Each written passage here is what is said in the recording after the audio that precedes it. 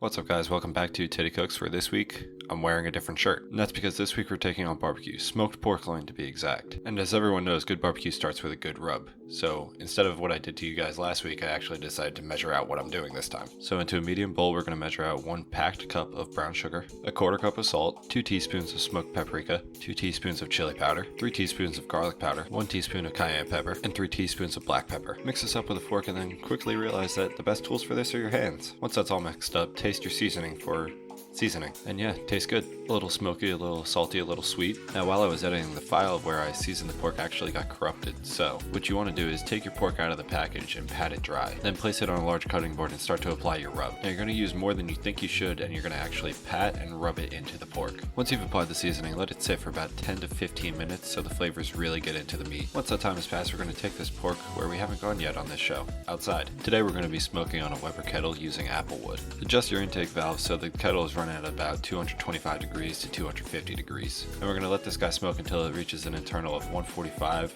about 2.5 hours. Now under the pork I have a pan of apple juice. What this is going to do is it's going to evaporate as the pork is smoking, and it's going to keep the pork nice and moist, and it's going to add a little sweetness to it. Put the lid on this and walk away, because if you're looking, you ain't cooking. While that's cooking, we could get started on some mac and cheese. In a medium saucepan, we're going to melt 3 tablespoons of butter. Once that's melted, we're going to add 2.5 tablespoons of flour. Cook this until you get a slight nutty aroma, at which point we're going to add a cup of whole milk. Stir and let this thicken on a medium-low heat. Next, we're going to add a half a pound of pepper jack and a full pound of extra sharp cheddar. If you have it, use a cheese grater. I don't, and it sucks. Stir this guy up until it's all melted. For the pasta, we're going to boil 1 box of elbow macaroni. Now you don't need my help for this. It's on the box how to do it. Just follow the instructions. Now I'm sorry for the white balance for the rest of the video. Something happened. I was using a new camera and, well, I'm not going to be using it again. But anyways, in a cake pan, pour in your pasta and your cheese sauce. Now before we put this in the oven, we're going to add about 4 or 5 ounces of cream cheese. This is going to add a little more creaminess and a little bit of tang. Mix that up and throw it in a 350 degree oven for about 10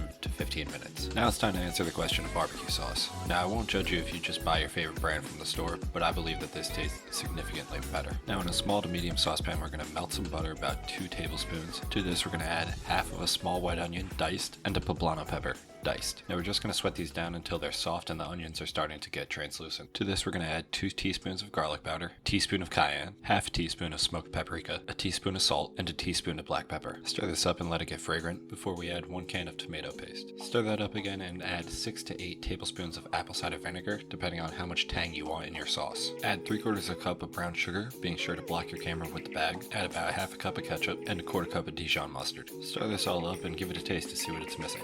I thought it was a little more on the acidic side, so I added a little more brown sugar, about a 1/4 cup. Transfer this to a blender and blend on high until there's no more chunks of onion or pepper. Transfer this to a pot and grab a grill brush because we're going to go slather this on our pork while it's cooking. Now move your pork to direct heat and brush an even layer on all sides. You should do this when the pork registers about 140 internal, because we just want to caramelize the sauce and we don't want to overcook the pork. Once the sauce is nice and sticky and the pork reaches 145, it's time to pull it off. Now don't cut into this immediately or else you're going to lose all that juice. We want to let these guys rest for about 25 to 30 minutes. Now if you do this, you're going to be greeted by incredibly juicy pork when you slice into it, and your roommates are going to be begging you to stop recording so they could give it a try. Now this came out amazing. It was salty, sweet, spicy, incredible smoke flavor, and it was insanely tender. And the mac and cheese was just creamy and melty and just delicious. The smoked pork loin is a surefire way to impress your guests at your 4th of July barbecue. Thank you guys so much for watching, and if you have anything you want me to cook, please leave a comment down below, and I'll see you in the next video.